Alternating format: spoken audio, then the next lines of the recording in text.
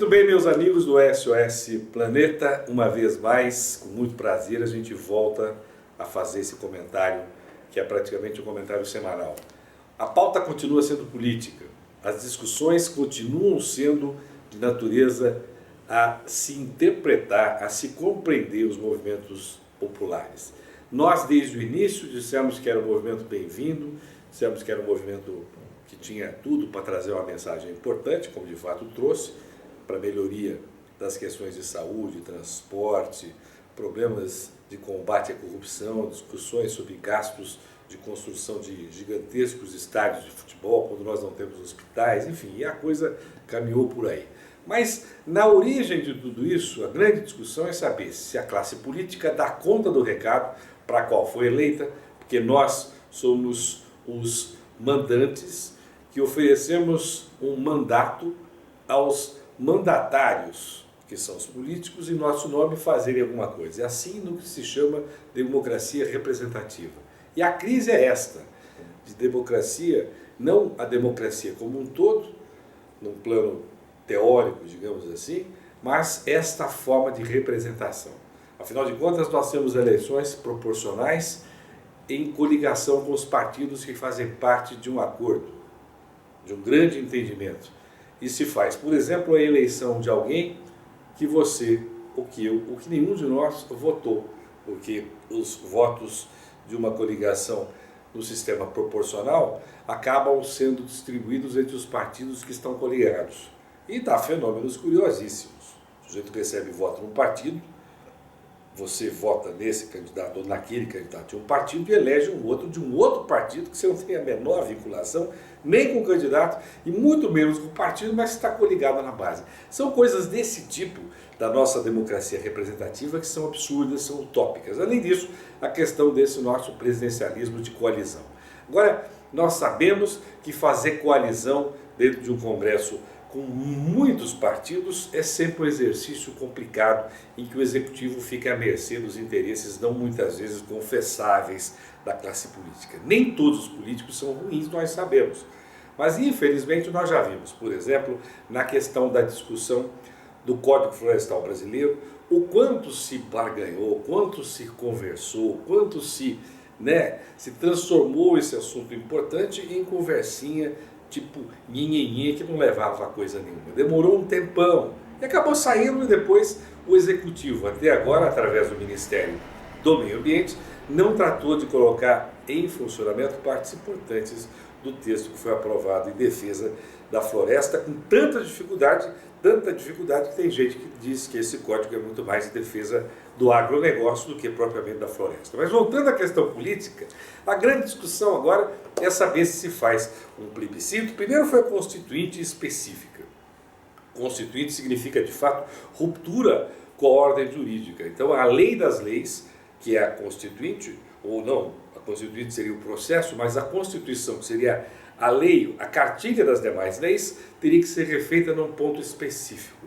Isso soou mal, claro que o governo não articulou adequadamente, as ideias foram muito apressadas e deu no que deu, já engavetaram este projeto. Agora estão discutindo se vão fazer um plebiscito, uma consulta popular sobre uma reforma política e outras reformas também importantes, ou se vão fazer isso através de um plebiscito, ou se vão fazer de uma maneira a amarrar a vinculação do que o povo determinar com aquilo que os políticos vão fazer.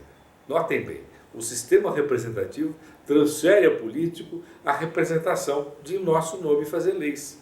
Então, é evidente que não dá para a gente confiar dando uma carta branca a eles. Mas, por outra parte, também, se nós não estamos satisfeitos com os políticos que temos, o único caminho que a democracia estabelece é trocá-los através do voto. Teremos eleições. As eleições estão chegando. Em vez de fazer modificações casuísticas que sirvam para esta eleição, como alguns estão defendendo, isso não é incrementar modificações importantes, mas é criar mecanismos de manutenção do status quo para esse ou aquele partido que quer, de alguma forma, continuar nas tetas do poder. O que nós temos que fazer é insistir em modificações importantes. Agora, consultar o povo, muito bacana, né? Me consultar você que está aí, consultar todos nós parece absolutamente interessante. Mas eles, políticos, é que receberam a incumbência de nos representar. E agora, para de alguma forma tirarem de si a responsabilidade deste momento difícil, querem transferir para nós a consulta popular de nós dizermos a eles o que eles têm que saber, que afinal de contas foram eleitos para em nosso nome nos representar nos anseios mais importantes. Há alguma coisa de transferência de responsabilidade nisso. Então, olho vivo, preste atenção na marcha dos acontecimentos. Tem muita gente descontente, ainda nas ruas, muita gente aborrecida, o governo está meio refém dessas ideias precipitadas.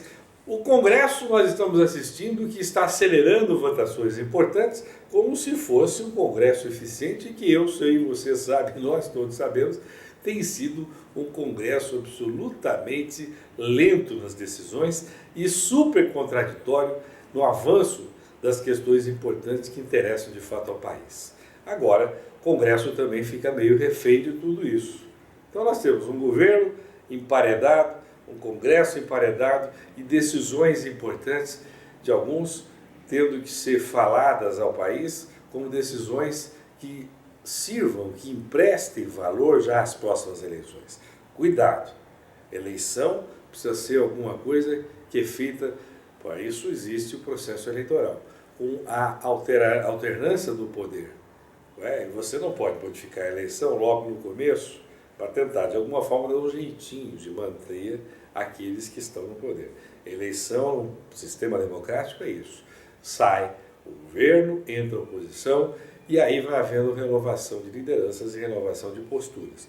Pode ser que o governo ganhe, apesar de toda a celeuma que se criou, de toda a crítica justa que se criou, há ainda muita expectativa favorável ao governo da Presidente da República. Mas muita coisa ainda vai acontecer.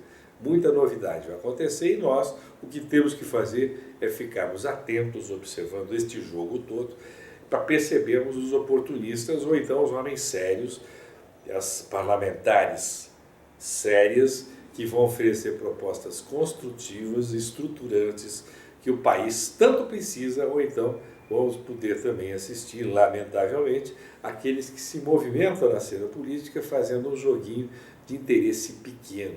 Não diria interesse míope, porque muita gente faz um jogo de interesse pequeno, mas vendo um naco de poder.